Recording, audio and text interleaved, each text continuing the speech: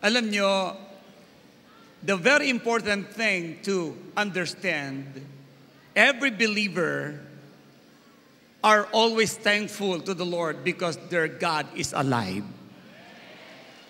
Hindi namatay si Lord on Friday. Hindi po siya pumunta sa libingan noong Saturday. At hindi po siya nabuhay po kanina. He is alive forever and ever and ever. The power of the blood of Jesus Christ na natigis sa krus ng Kalbaryo, that is forever and ever effective, even up to this time and up to this coming days. That's why walang kalungkutan sa lahat na sumasampalataya kay Jesucristo, na dahil si Kristo ang nasa kanilang mga puso. Tama? That's why everybody say, no worries. No fear. Jesus is alive. In the book of Matthew chapter 28, narito po yung history why Jesus Christ is alive. Alam na natin yung seven last words. Babanggitin ko muna yung 7 last words na yon. But let me emphasize now why Jesus Christ is forever and ever alive. Verse 1, early on Sunday morning, the new day was dawning. Mary Magdalene and the other Mary went out to visit the tomb. Suddenly, there was a great earthquake. Hindi po yung earthquake na nangyari po na nakarampong Hindi ganun po klase ng earthquake. Doon lang po sa may libingan. Suddenly, there was a great earthquake. For an angel of the Lord came down from heaven, bumaba, rolled aside the stone, and sat on it. His face shone like lightning, and his clothing was as white as snow. The guards shook with fear when they saw him, and they fell into dead faint. Sila po'y hinimatay. Then the angel spoke to the woman. Don't be afraid, he said. I know you're looking for Jesus who was crucified. He isn't here. He is risen from the dead, just as he said would happen. Come, see where his body was lying. And now, go quickly and tell his disciples that he has risen from the dead. And he is going ahead of you to Galilee. You will see him there. Remember what I have told you. The woman ran quickly from the tomb. They were very frightened, but also filled with great joy. And they rushed to give the disciples the angel's message. And as they went, Jesus met them and greeted them, and they ran to him, grasped his feet, and worshiped him. Say, worship him. Then Jesus said to them, don't be afraid. Go, tell my brothers to leave for Galilee, and they will see me there. As the woman were on their way, some of the guards went into the city and told the leading priests what had happened.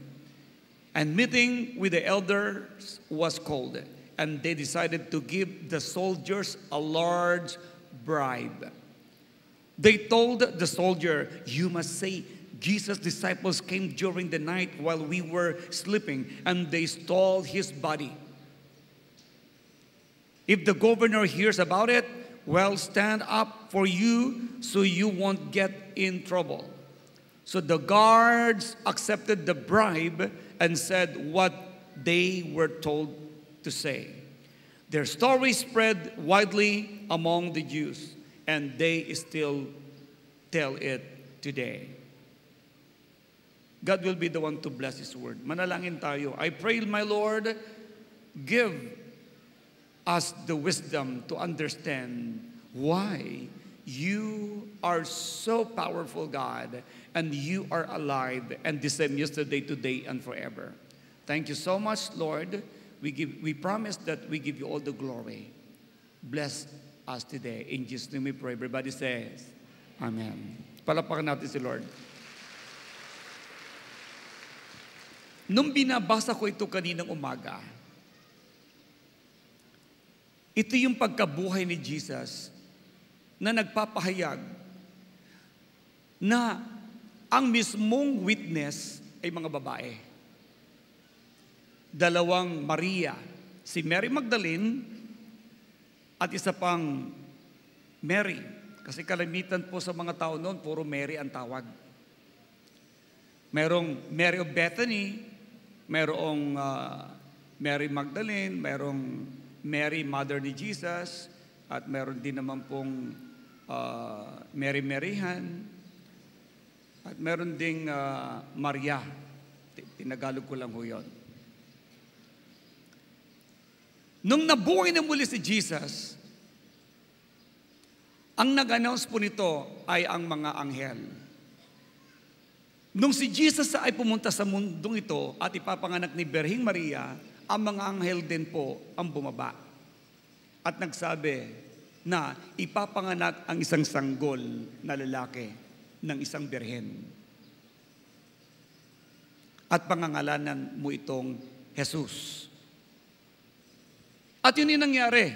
At nung si Jesus ngayon ay namatay, inilibing at muling nabuhay, ang anghel muli ang bumaba. At nag-testify. At sinabi muli, si Jesus nabuhay naman muli. At i-report ninyo sa inyong mga kaibigan, sa kanyang mga disipulo.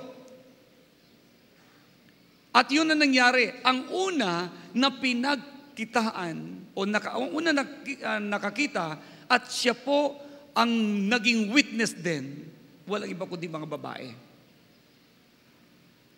Kaya silang unang nag-report na si Jesus ay muling nabuhay. Nung narinig yun ng mga disciples, takbuhan po sila doon sa libingan at nakita nila, ay, kumot na lang yung linen na pinambalot sa kanya. At pagkatapos noon, sa ibang talata po dito ay nalungkot yung mga disciples na nakita nilang wala si Jesus. At tulad ng mga babae pong ito, wala si Jesus. At ang sabi nga nila, saan niyo po ba dinala yung katawan ng aming Panginoon?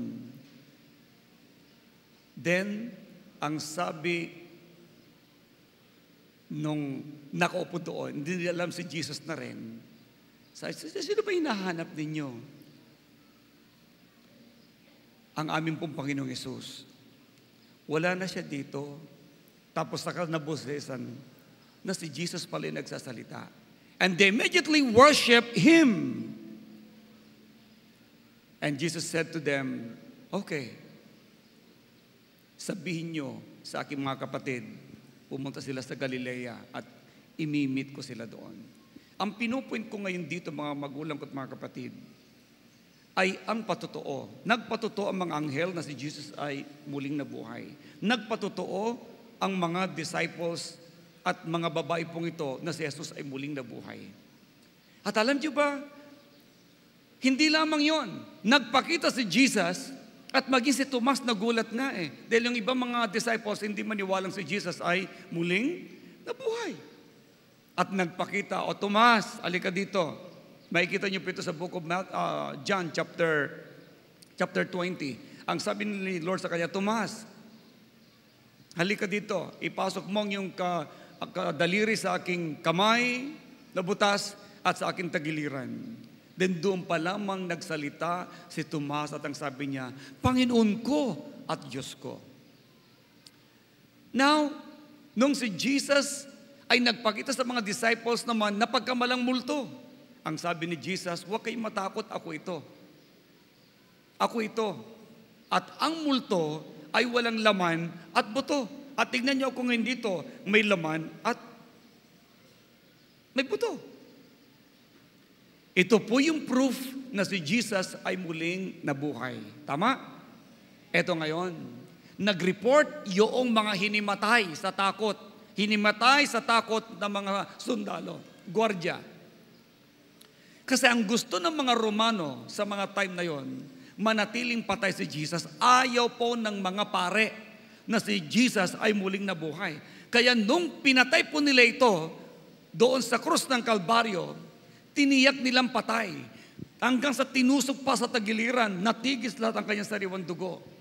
Na sana ay babaliin pa ang kanyang tuhod, na tulad nung dalawang tulisan na sa kaliwat kanan ni Jesus. Nabali ang mga tuhod nila. Pero nung babalin na ang tuhod naman ni Jesus, sabi nila ay patay na. Now, dahil sa tiniyak nilang patay, inilibing. At nung ito inilibing, pinagwardyahan pa. Meron bang, nakakita ba kayo ng mga libingan na ginagwardyahan? Diyan lang po sa gate yun. Kung dito sa Eternal Garden, meron diyang gwardya. Minsan nga wala ang gwardya eh. Pero ito, ginwardyahan, ay nung unang panahon pa ho yun. Anong purpose ng kanilang paggagwardya? Dahil gusto nila na si Jesus ay tiyak na hindi mabubuhay.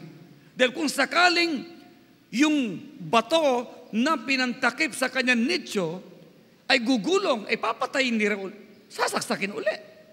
Yun ang purpose noon, kaya may gwardya. Kaso, hindi nangyari dahil bumaba ang anghel, siya ang nagpagulong ng bato at yung mga gwardya na yun, hinimatay. Bakit? Hindi sila makapaniwala na ang sundalo ng Diyos mula sa langit, ang anghel, ang siyang bababa para siyang magpagulong ng bato na yun. So tingnan po natin mabuti dito. Ayaw kailanman ni Satanas na si Jesus ay muling mabuhay. Ayaw din ng mga pare na si Jesus ay muling. Ayaw din ng mga sundalo pong yun na si Jesus ay muling mabuhay, kaya ginawardyahan eh. At ano nangyari? Nung siya ay muli nang nabuhay at nahimasmasan na ang mga sundalong ito, mga gwardya na ito, sila kaagad ay nag-report sa mga priest. Tingnan nyo ha, sa pare nag-report. Sabi nyo sa katabi, sa pare nag-report. At sinabi yung buong katotohanan na si Jesus ay muling nabuhay. Anong nangyari? Sila po ay naglagay. Bribe. Sila po ay nagsuhol. Sinuhulan ng mga paring ito si guard o kung ilan mang gwardya na yon. At ang sabi nila, oh, ito ang perang ito ha. Huwag niyo sasabihin na si Jesus ay muling nabuhay. At tinuruan pa magsinungaling. Sabihin niyo sa gobernador, na ninakaw ang katawan ni Jesus. Dahil pag sinabi ninyo na siya muling nabuhay, nako, lagot kayo. Hindi maniniwala sa inyo ang gobernador. Hindi lang yon. Hindi namin kayo ipagtatanggol pag sinabi ninyong muling nabuhay. Kita niyo si Satanas, gusto niyang itagong si Kristo'y muling nabuhay. Gusto ng mga paring ito na manatiling patay si Jesus. Ito naman mga sundalo, nalalagyan. Kaya alam niyo po yung mga lagayan, noong unang panahon pa, uso na pala yun. Nalalagyan. Ano yung lagay? Lagayan, ano man sa... Nasusuhulan, suhol. So nasuhulan. Ito naman mga sundalo, tinanggap na lang. At yung balitang yon ay pinanatiling hanggang ngayon doon po sa Israel na si Kristo'y namatay at nanatiling patay dahil ninakaw daw yung kanyang bangkay na mga alagad niya. Pero nagulat po sila ngayon. Hindi nila pwedeng mapasubalian. Bakit? yung mga disciples ay lagi po nag-testify at sinabi nila, si Jesus na nagmahal po sa amin at si Jesus na namatay nilibing ay muli po talaga siyang nabuhay. Ang katotohanan nito, pinuspos niya kami ng kanyang kapangyarihan. Kaya't nag-testify mga disciples, kung babasaan ninyo ang Book of Acts, lagi nila sinasabi, ang Jesus na sinasabi ninyo na namatay ay muling nabuhay at kailanman hindi siya nanatili sa libingan, muling nabuhay at siya rin ang Diyos namin pinaglilingkuran ngayon. Kaya't manalig kayo sa Kanya. Pagkatapos pong sabihin nito ng mga apostol, lalo na si Pedro doon po sa Acts chapter 2 and chapter 3, pinatunayan naman ni Jesus ang kanyang kapangyarihan. Unang pinakita niya sa mga disciples, bumaba ang presensya ng Diyos, ang kanyang banal na Espiritu Santo, at pinuspos ang mga ito ng kanyang kapangyarihan. At nung nag-preach sila, maraming tao ay naniwala at sumampalataya. At pinatunayan din ito nung nakita ang isa pong lumpo. Sabi ni John at saka si Peter, ginto at pilak wala kami, pero sa pangalan ni Jesucristo na taga Nazareth, tumandig ka at lumaya at ikay lumakad at instantly ang lumpo ay nakalakad. Bakit? Si Jesus ay buhay. Sabihin natin muli, God is alive. Kaya anuman ang kanilang pagpigil na si Kristo'y muling nabuhay at sinasabing nanatiling patay, no way! At dahil po sa good news na yon, dumaloy po ito hanggang sa ating pong kapanahunan. We are declaring, God is alive! Kaya ang daming gumagaling. Kung si Kristo'y namatay nilibing at nanatiling patay, what's the use of our faith? What is the use of our faith if Jesus Christ remained dead? But we are serving the living God. We are serving a live God.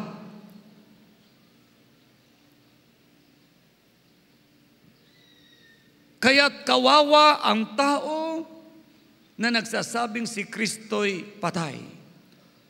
Noong pong Friday ng gabi, matraffic po dyan. Nagulat po kami bakit matraffic. Ay meron palang libing. At alam nyo, inililibing po yung kahoy. Nakakaro. Alam nyo ba na insulto ho yun? Do you not know that it is a big insult in the sight of God? That every year, Jesus Christ is dead? Insulto rin yun na ang mga tao nagpipinitensya pag Huwebes at Sabado, Friday, nilalati ko ang sarili, pinapadugo ang kanila pong katawan, pinatitigis nila ang kanilang dugo. Ginagaya yung ginawa ni Jesus. Hindi nila naintindihan. Si Kristo'y namatay, natigis sa kanyang sariwang dugo para tubusin ang taong makasalanan. Hindi siya makasalanan, kundi siya'y nagbuwis ng kanyang buhay para sa taong makasalanan. Pero anong ginagawa ng mga tao? Sila'y nagpipinitensya, pinaditigis ang kanilang sariwang dugo. Para kanino yun? Para sa kanilang kasalanan? Therefore, hindi po pala sila kasama at hindi nila naintindihan na si Kristo ang tumubos sa kanila, kundi sila ang nagpipinitensya para bayaran nila ang kanilang mga kasalanan. Mga minamahal, nung si Kristo'y nakapako sa krus ng Kalbaryo, sumigaw siya ng ganito, Father, it is finished! Kaya sinabi niya palang, it is finished. Tinubos na niya ang kasalanan ng sangkatauhan. Hindi mo kailangan magpenitensya, hindi mo kailangan lumuhod mula doon sa pintuan papunta sa altar. Hindi mo kailangang mag-istasyon. Yun po'y napakalaking insulto sa harapan ng ating Diyos. Kaya brothers and sisters, we have to understand that Jesus Christ is alive forever and ever. He shed His blood for your salvation and for my salvation. And that is more than 2,000 years ago. Nangyari na po yun. At yun po'y epektibo pa hanggang ngayon. Walang expiration ang blood ni Jesus Christ para maglinis ng iyong buhay. Amen? Believe Jesus. He is the Savior of our soul. Kamangmangan. Alam niyo ba kung bakit nagpipinitensya ang mga tao? Yan po ang katuruan ng relihiyon. Ikaw ay gumawa ng mabuti. Ikaw ay magpenitensya. Kaya nga po penance. Alam niyo po yung penance? Indulhensya. Ang ibig sabihin nun. Ang ibig sabihin indulhensya o penance, ibig sabihin bayaran mo ang kasalanan mo. Parang financer ba? Finance Hindi mo kayang bayaran ang kasalanan mo. Somebody who paid for your sin. Dahil ang kasalanan mo ay hindi mo kaya talagang bayaran sa pamamagitan ng mabubuting gawa mo, lalo tigit ng dugo mo. Ang dugo mo'y marumi. Kaya ang sabi ng Biblia, ang dugo lang ni Kristo ang natigis sa krus ng Kalbaryo. Perfect blood po ito para tubusin ang taong makasalanan. Kaya brothers and sisters, we are blessed sapagkat tayo na mga makasalanan, minahal pa rin tayo ng ating Diyos. He is alive forever and ever. Kaya nga empty cross. Nawala si Jesus Christ yan. Pagkamatay niya, kinuha kagad siya ni Jose na taga-Arimathea. Pagkatapos ay inilibing. At pagkaraan ng 3 araw muli siyang nabuhay. At alam niyo ba kung anong good news? Nung sinapako sa krus ng Kalbaryo, ibinilad niya sa kahihiyan si Satanas. Sabi ng Bible sa John chapter 12, verse 31 to 33, sa pamamagitan ng kanyang kamatayan sa krus, kanyang hinusgaan si Satanas. He judged the devil, the God of this world. And when I am lifted up from the earth, ibig sabihin, itataas siya sa lupa. Ibig sabihin, nakapako na siya, nakataas. I will draw everyone to myself. He said this to indicate how he was going to die. Sinabi niya to para sabihin kung paano po siya mamamatay, which is namatay nga siya sa krus ng Kalbaryo. Kaya sabi niya muli, the time for judging this world has come when Satan, the ruler of this world, will be cast out. Kaya sa pamamagitan ng kamatay ni Kristo sa krus ng Kalbaryo, tinalo na niya si Satanas. Kaya wala nang kapangyarihan si Satanas sa buhay mo at sa buhay ko. Tayong lahat ay ginawa niyang mapagtagumpay. Amen? Kinuha lahat ni Jesus Christ yun. Yung sumpa na inilagay ni Satanas sa buhay mo.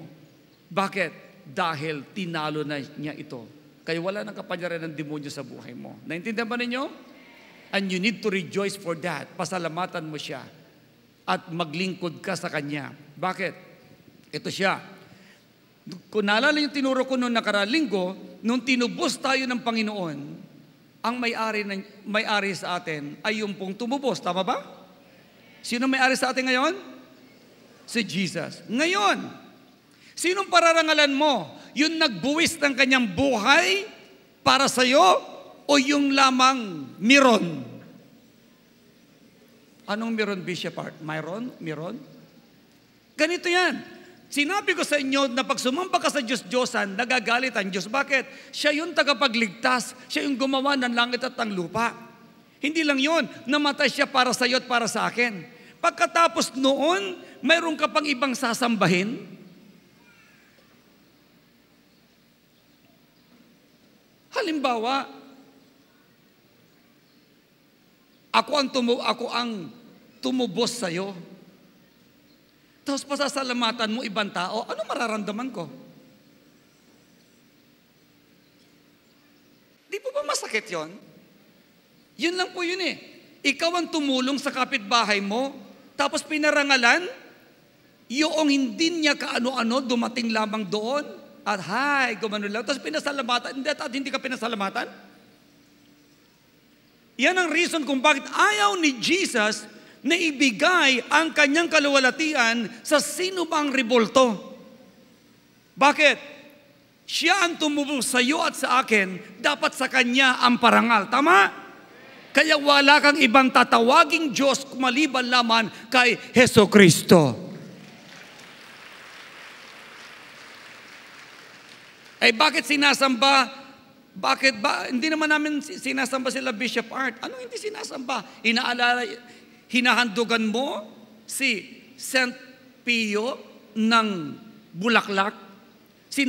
Dinadalan mo si San Juan ng Bulaklak. Dinadalan mo si San Pedro ng Bulaklak. Dinadalan mo ng pabango si Santa Maria.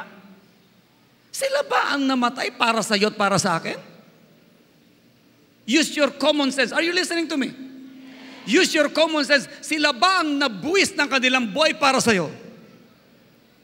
Sila din lamang ay taong katulad mo at katulad ko na kailanman ay walang kapangyarihan magligtas sa tao. Kaya nga tagapagligtas, ibig sabihin ng tagapagligtas, may kapangyarihan ng higit pa kaysa tao at yung kapangyarihan yon ang siyang nagmamahal sa iyo. Jesus Christ, the Son of the living God.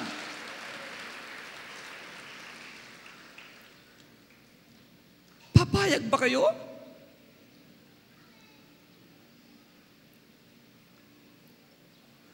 Na ang Panginoong Jesucristo ay palitan mo ng maliit na Diyos-Diyosan? Pinabanguan? Papayag ka? Napalitan siya sa Diyos-Diyosan na ang tawagin, kung tawagin nila ay Santo Niñong Gala? Meron bang ganun Diyos? Gala? Katingnan niyo mga sumasamba sa mga Diyos-Diyosan na maliliit. Gala. Meron pa nga Santo Niñong Hubo? Iniinsulto mo ang Diyos? Hubo?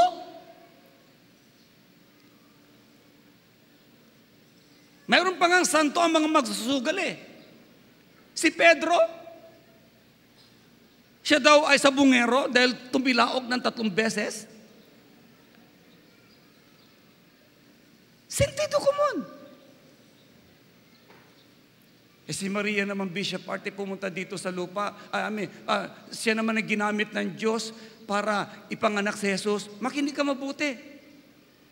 Si Maria ay katulad lamang po ng bote ng gamot. Alin ang bibilin mong gamot? Alin ang may tatak? Laman o lalagyan? Ano ka mga are? Linaw-linawin natin.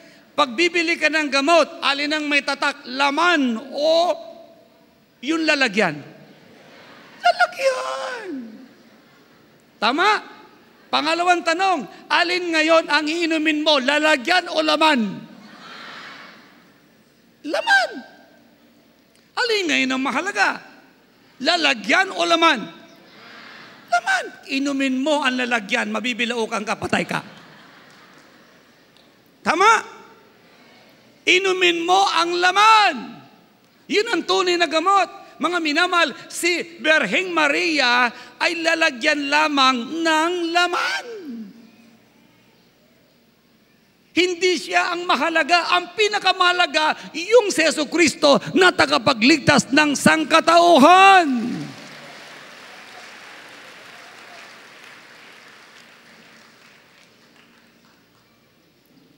Di Bishop Art, yun lang naman pong boteng yun para maalala lang namin, yung laman, itatabid lang po namin. Sino sa inyo dito ang nagtabi ng bote at pinunasan nyo ng pinunasan? Sino sa inyo dito ang nagtabi sa inyo ng mga basyo, ng mga bote? Di ka binibenta nyo lang, okay, tinatapon? Bakit? Walang halaga. Pambote, garapa. You understand me now? Kaya si Lord hindi papayag na agawin ng sinuman ang kanyang kaluwalhatian. Isaiah chapter 42, verse 9, verse 8. The Lord is my name. I will not give my glory to any graven image. Basa, 1, 2, 3. I am the Lord. That is my name. I will not give my glory to anyone else, nor share my praise with carved idols. Pero may pagpapalit mo ang Diyos sa santo ninyong hubo. Hubo? Santo ninyong gala. Gala? Ayan. Hubo ka tuloy. Gala ka tuloy. Naniniwala ka doon sa mga naglalako? Huwag kang papayag. Ang Diyos mo ay mas malaki pa sa mundo. Siya ang iyong paglingkuran at pagpapalain niya ang buhay mo. Amen! Hallelujah!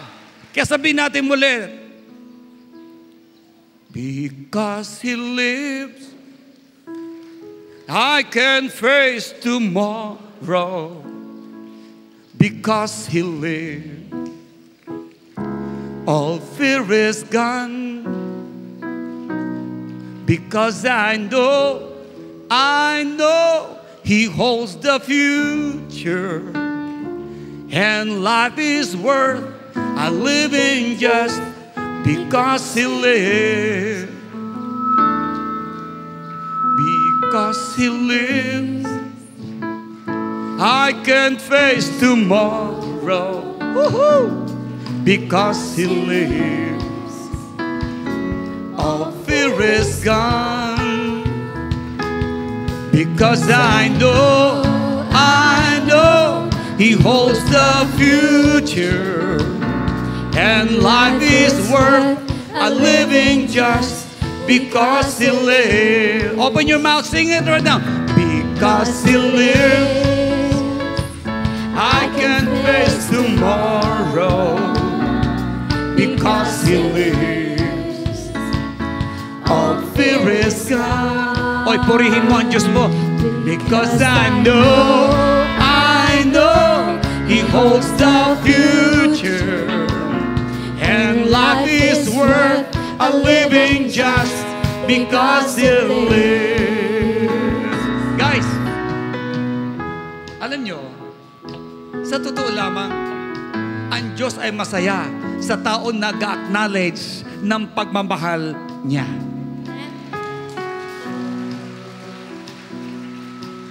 Now, you understand bakit ang Diyos ay siloso. At naintindihan nyo rin ngayon, ang Diyos ay Espiritu.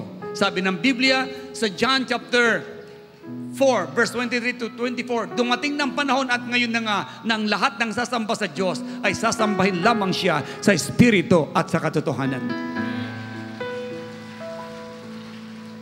And for the last time, from the bottom of your heart, before we pray, sabihin natin, because He lives, I can face tomorrow. Because He lives, all fear is gone. Because I know He holds the future. And life is worth a living just because He lives. O, Tagalogin ninyo. Siya ay buhay, ako'y walang takot na harapin. Bagyo't lungkot,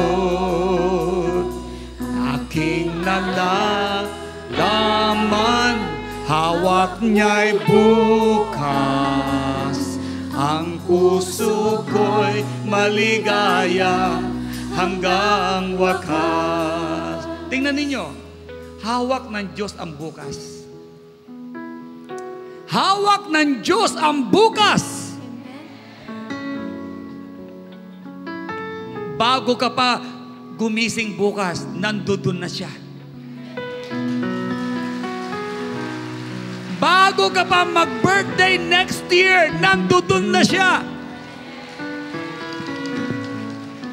Mga minamahal, at ang maganda nito, ang lahat ng sumasampalatay sa Kanya, dito sa lupa habang sila nabubuhay, alam na nila na sa langit ang kanilang punta.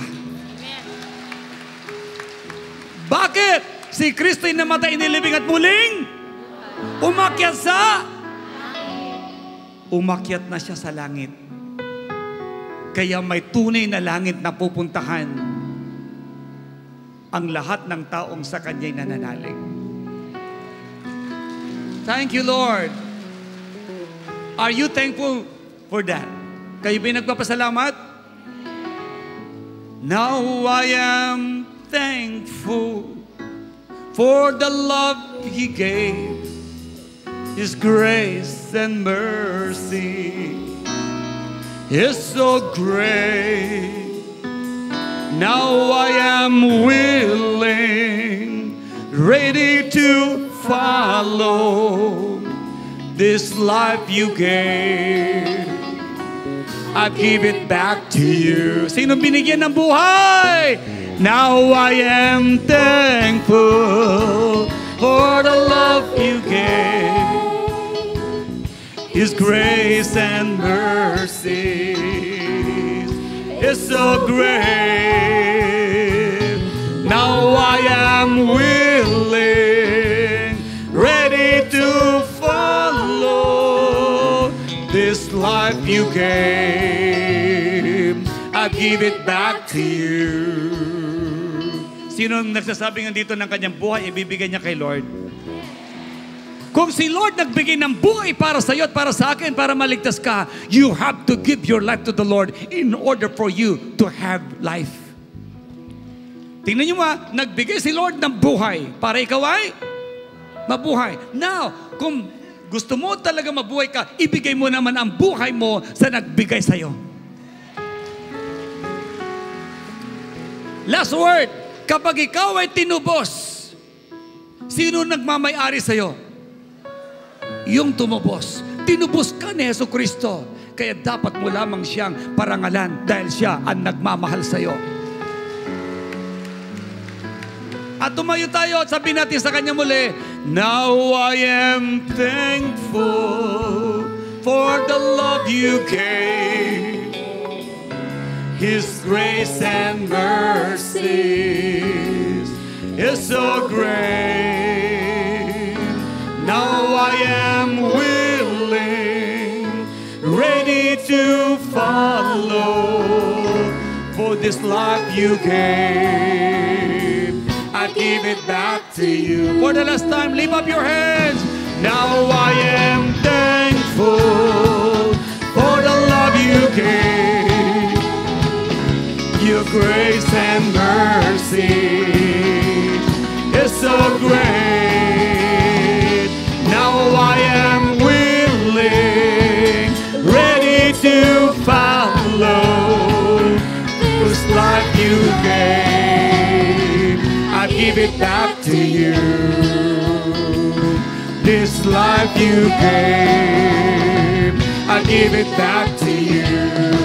Sabihin natin lahat, this life you gave, I give it back to you.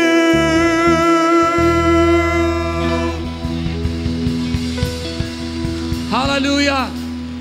Huwag yung babasta-bastahin ang buhay na binigay ni Jesus sa buhay ninyo. Tapos po natin katatin mga kamay. Sabi natin ngayon, Lord Jesus, ang buhay ko'y sa iyo lang. Patawarin mo ako, Panginoon, sa lahat kong nagawang kasalanan. Linisin niyo ang buhay ko ng iyong banal na dugo. Ngayong oras na ito, Panginoon Jesus, naniniwala ko, namatay ka sa krus ng Kalbaryo. Ikaw ay inilibing at muli kang nabuhay upang ako'y mabuhay. Lord Jesus, tinatanggap kita sa buhay ko. Salamat sa pag-ibig mo. Ikaw nang masunod sa buhay ko hanggang sa iyong pangalawang pagbabalik. Isulat mo ang pangalan ko, Panginoon, sa aklat ng buhay sa langit, at huwag hayaang mabura hanggang sa iyong pangalawang pagbabalik. Salamat po, Panginoon, sa buhay na walang hanggan at karapatan maging anak ng Diyos. Lord, sasambahin kita sa Espiritu at sa katotohanan. Thank you, Lord, for your love. In Jesus' name. In Jesus' name. At sabihin natin muli, now I am thankful for the love you gave. For the love you gave. Your grace and mercy is so great.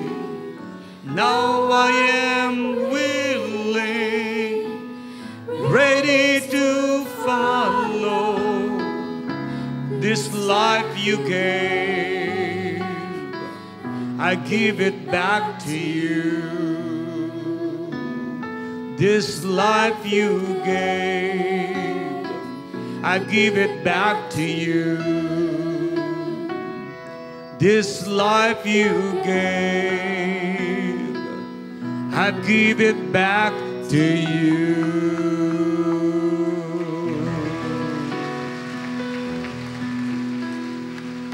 Lord, I pray, lahat ng mga anak mo na nananampalataya sa iyo, manatili, Panginoon, tapat at maglilingkod sa iyo. Sasambahin ka lagi sa Espiritu at katotohanan at hindi ang rebolto, O God. Dahil ikaw ay silosong Diyos. Ikaw ay Espiritu at sasambahin ka sa Espiritu at sa katotohanan. Manatili ka, Lord, sa puso naming lahat. In Jesus' name we pray and i-bless mo ang iyong mga anak ngayon. Sa pangalan ni Jesus, everybody say, Amen.